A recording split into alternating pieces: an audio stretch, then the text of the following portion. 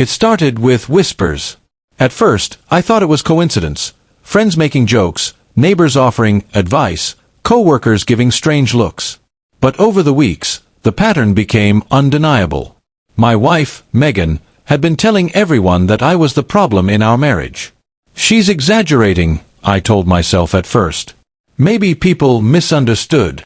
But then came the casual comments at family gatherings, the subtle smirks from people I considered close, and the sharp glances during dinners.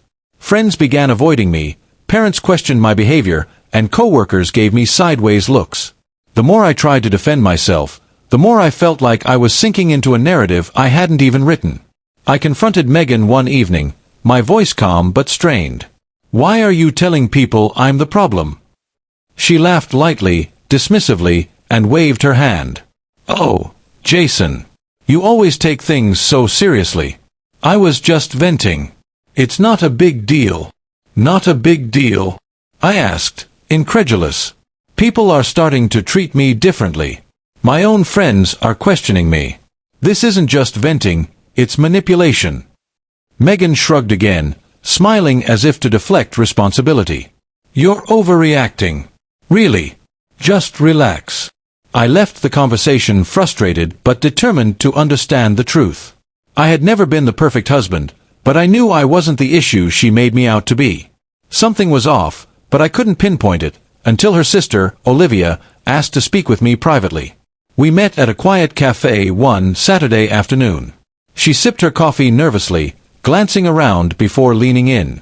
"Jason, I think you need to know the truth," she whispered. I leaned forward, my heart beating faster. "What truth?"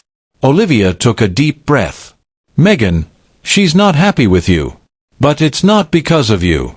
It's because of her choices. She's been seeing someone else, and she's projecting her guilt onto you. That's why she's telling everyone you're the problem." I stared at her, stunned. My mind raced. "You're saying she lied to everyone?" Olivia nodded. "Yes. She's convinced herself that if she blames you, people will understand, maybe even justify her actions. I didn't want to say anything before, but I can't watch you take the fall for this any longer." A wave of shock and anger crashed over me. The whispers, the doubts from friends, the cold glances, it had all been orchestrated by Megan's version of the story. Not only had she betrayed me personally, but she had also turned my world upside down socially. "Why are you telling me this now?" I asked, my voice low but firm. "Because you deserve to know the truth," Olivia said softly. "And because it's time someone stopped enabling her lies." I sat back, trying to process everything. Anger bubbled inside me, but beneath it was clarity, the kind that comes from seeing a situation for what it truly is. I realized I had been living in the shadow of someone else's narrative, and now I finally had a chance to step into the light. I decided to confront Megan, but not with yelling or pleading. I would do it with calmness, with evidence, and with the support of someone who knew the truth. That evening, I called her and asked her to meet at our home. When she arrived, I was waiting with Olivia. Megan's confident smile faltered when she saw her sister. "What's this?" she asked, attempting control. "I think it's time you explain to everyone," I said quietly. "Including Olivia, the person who knows exactly what's been happening." Megan hesitated, lips trembling slightly.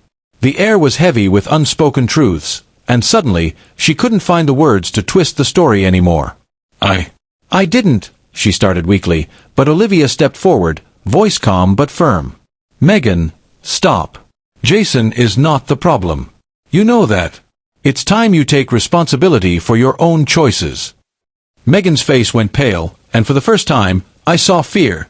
Fear of losing control, fear of being confronted with the truth she had tried so hard to hide. I felt a strange sense of relief. The battle wasn't over, but at least now, the truth had a voice, and I wasn't alone in hearing it. Sometimes, the most shocking revelations don't come from confrontation. They come from someone brave enough to tell the truth when it matters most. That night, I realized something important.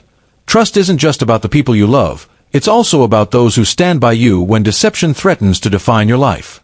And in Olivia's courage, I found the clarity I had been missing for months.